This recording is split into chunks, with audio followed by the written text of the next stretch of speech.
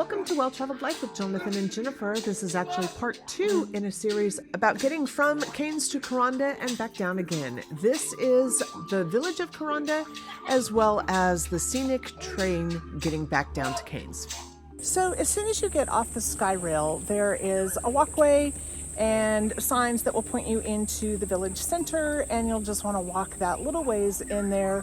The rail station is immediately adjacent to the Sky Rail. So if you're coming back by train or if you arrived by train and you're going back by Sky Rail, those stations are right next to each other, and it's a 5-minute walk into the village. There is one main road going into the village with covered pathways on both the right and the left.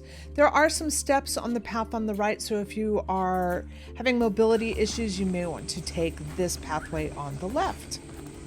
Whichever pathway you take, you're going to find lots of stops along the way, and you never know who you're going to meet and what they're going to be doing. So once you get into Kuranda Village, you've got lots of options. There are all kinds of wildlife opportunities for you, butterflies, koalas, birds. You've also got the markets. And if you're just here for a walk, there's a great circuit walk you can take. And all along the way into the village, you're going to find shops and cafes and restaurants and places to stop for cold drinks. There's plenty to do along the way, and you'll even sort of wonder, am I there yet?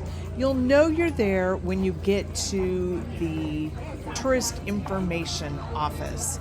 It will be up across the street on your right. It's a large building.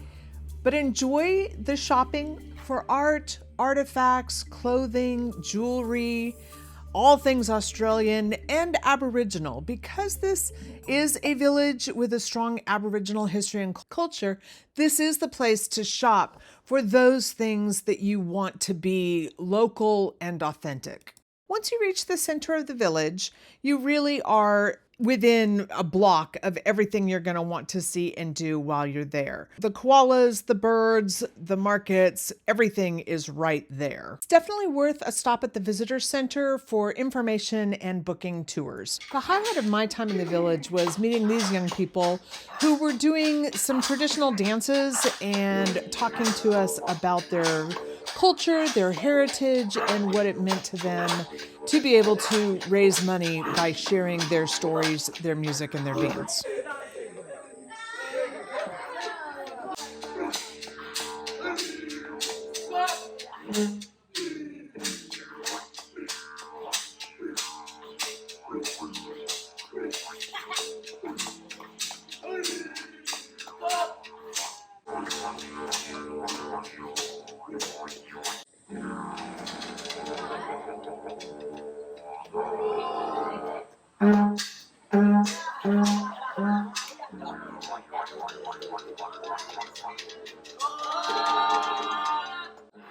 I obviously want to thank these guys for stopping and talking to me, but I also really want to be clear, this is the kind of performance that I would pay for. These are not children begging. These are kids sharing their heritage and making money from their art. When young kids are exposed to learn, take up practice, and actually share their culture, it's really exciting to see that live on and become real for the next generation.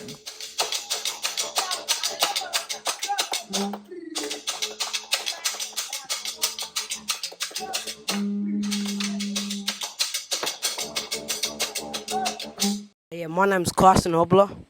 I'm from Kuranda, from the rainforest, where Abominanges are.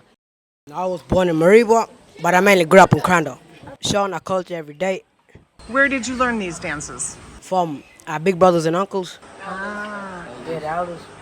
Can I ask how old you are now? 14. And when did you start dancing? Well, I started dancing when I was about probably 6, 7, young age, yeah. My name is Jared Shepherd. Grew up here in Kuranda, was born in Cairns. And yeah, we learned our dances off our elders and that. 15 years of age. The music, yeah, it's just like part of with us. I just play with my lips. Yeah. I want them to know that, like, we in tradition and stuff, like, we stand strong and all that, like, to show them our culture and all that. Yeah, our dance is a story and all that, like, about our animals and all that, and about our bush talk and all that. Thanks to these guys for their music, their dance, their stories, and their willingness to share it with us. Popular items for shopping here included Indigenous art and jewelry, as well as tour bookings and lots of t-shirts, prints, and a great variety of snacks and juices.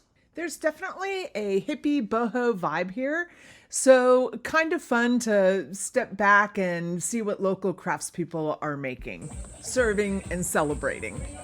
Many of the stores took credit cards. Everybody obviously accepts Australian dollars, and if you didn't bring cash with you and you are at a vendor that only takes cash, there is indeed an ATM. There is enough to do here that you really do want to get an early ride up and a late ride back if you only have a day. But if you can stay longer, this is a place worth hanging out for a while.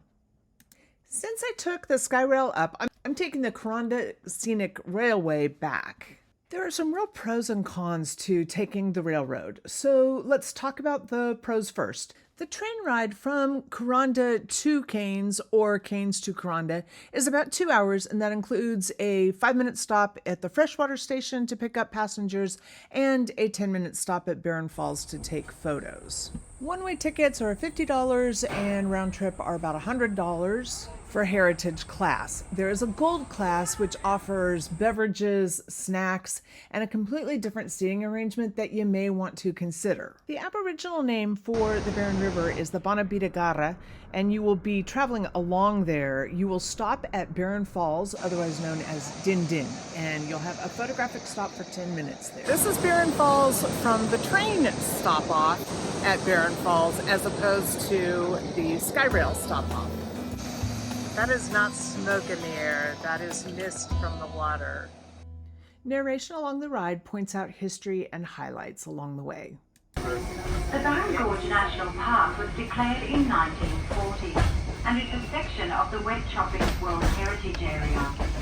This environmentally and culturally significant region is sacred to the Javagai people. The locomotives used on Kuranda Scenic Railway have been hand-painted to depict their dreamtime vision of Indigenous. The great carpet set is carved out the mighty Barron Gorge. At the bottom of the gorge, you may see the Barron Gorge hydroelectric power station.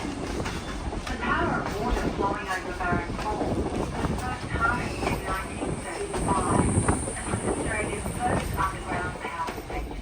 While the views are terrific, they're really only good if you can see them. And that's because the way the heritage trains are set up, they have a bench on one side and an open walking space on the other side. And if you are sitting on a bench closest to the open walking space, you are not near a window and you are not going to get the views. You will see the side of the rail that's closest to the rock, and it's just a very different experience. If you're in Gold class, you have seats and you have a little bit better view, but one of those seats on each side of the train is not next to a window. So you need to keep that in mind if you're there for the views and for taking pictures.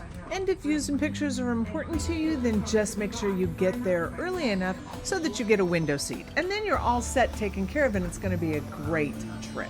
As the train passes Dewunga or Stony Creek Falls, be on the lookout. This is one of those iconic spots where you get a view of the train on the bridge and the falls in the background. A tour or a bus tour, you'll get off at Freshwater Station and you'll take a bus back into Cairns and they'll drop you off at your location there. But there is a train station in Cairns and you can take the train all the way into that city central location. Unlike the SkyRail, the scenic train is absolutely handicap accessible. Thank you for watching this video about Kuranda. Please make sure you also watch our video about having a day in the city of Cairns itself.